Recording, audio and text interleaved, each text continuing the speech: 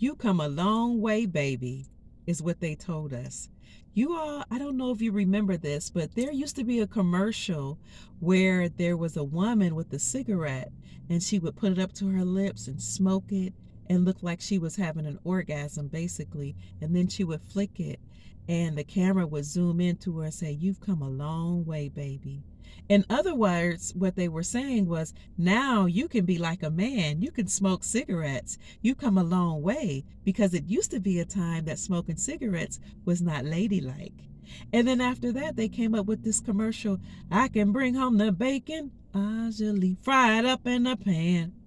And never, ever, ever let you forget you're a man, 'cause I'm a woman, usually." And it was a perfume commercial. So I know I'm telling my age, but this perfume commercial, in essence, was saying, I can do it all. I can go out in the job, in the workforce. I can go out and make money, and then I can go out and buy food with the money that I've earned, and I could come home and cook it and serve food for you and the family, and still at night give you all the pleasure you need as your wife. Well, family, ladies, sirens, they lied to us. They didn't tell us the truth. What they didn't tell us is when you try to do it all, you get exhausted.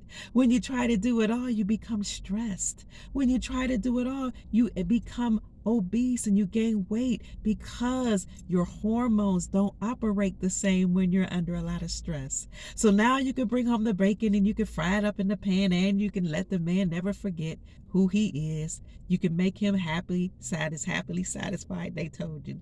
And you can smoke cigarettes like a man, because that makes you, a woman, a Renaissance woman, and you've come a long way. Let's speed up now. That was probably in the 1970s and 80s. Let's speed up now to where we are today.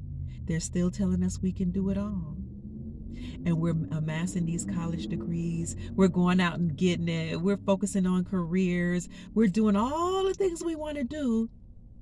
And our youth now is fleeting. It's running away from some of us. And now we find ourselves in our middle age at 35, 40, 45, 50, 55, 60, 65, 70, asking, where are the good men? And now that we're so angry and we're so bitter and we're so frustrated and we're upset because your biological clock is ticking and your youth is fleeting, you're wondering where all the good men are. Well, my darling, there are still very good men here. The thing is that now that you have all of your degrees and all of your career and all of your money, and you can smoke cigarettes and you can have hot girl summers and you can sleep around with all the men that you desire, a man of means, or a high value, good quality man that so many women on social media is talking about, is overlooking that type of woman.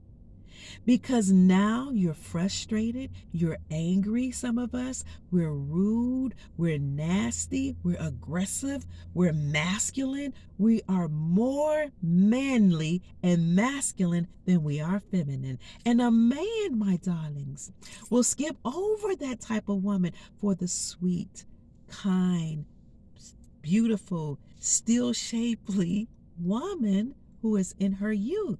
A man would rather choose the woman who is not bitter, but she's joyous. She doesn't have the baggage and the frustration that comes along with all the liberation and the freedom that we desired, all the liberation and the freedom that we've bought into. Ladies, let's take a pause and take accountability for where we are for our part. So sure, there may not be men just throwing themselves at your feet, but there can be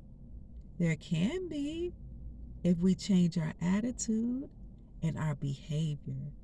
If instead of saying there are no good men and we're all the good men and I'm going to divest, and just say there are wonderful men.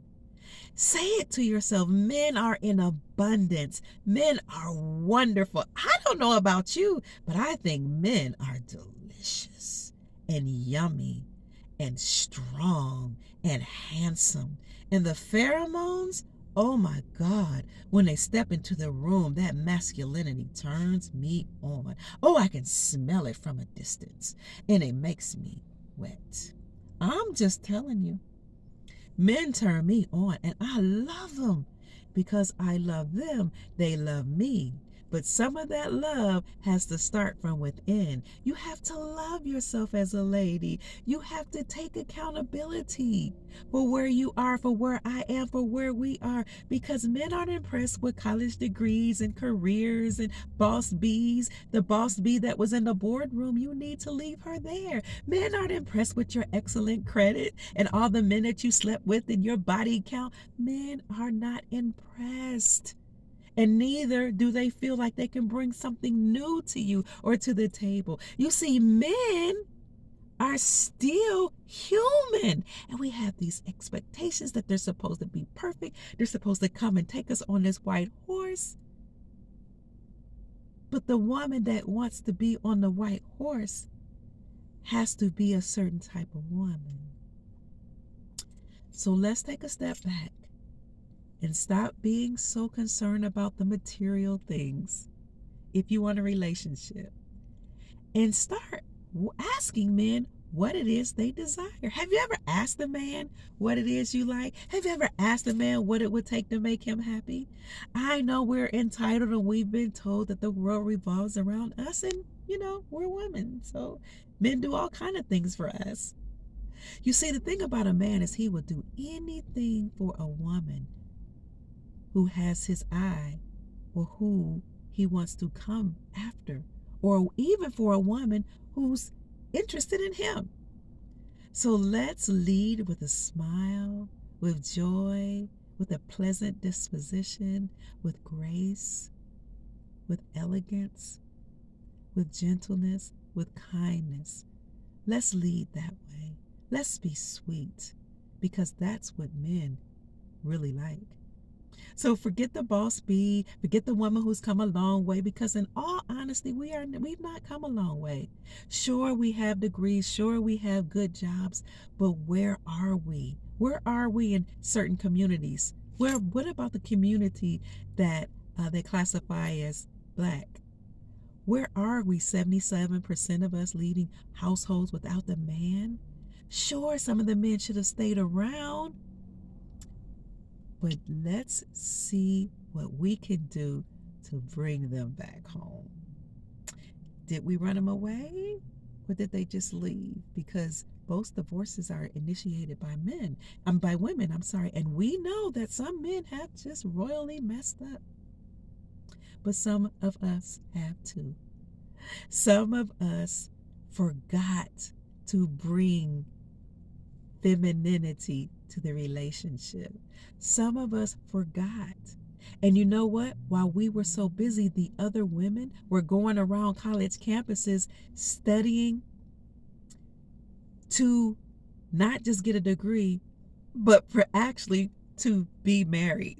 So they would hang around the engineering department, the business school, the law school, because their parents taught them that those type of men would more than likely be the ones that will start businesses or will have high earning professions and that will become providers.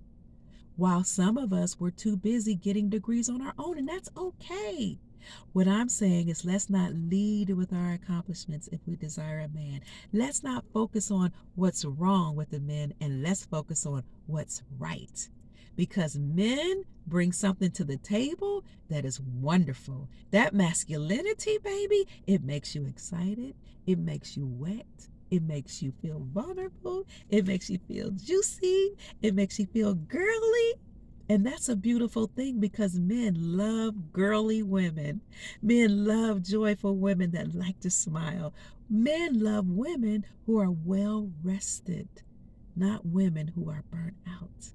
Men love those women. They also love women who take care of ourselves, because some women that are in the gym where the men are have fit bodies. So all I'm trying to say is, now we find ourselves in a time where we truly desire a man. That's why we're saying, we wish we could find all the good men, but you could attract a good man when you know that good men exist. You could attract a good man when you look for the good men and where you place yourself in a city or a community where those good men are. The Siren Mama. I'm out. Bye.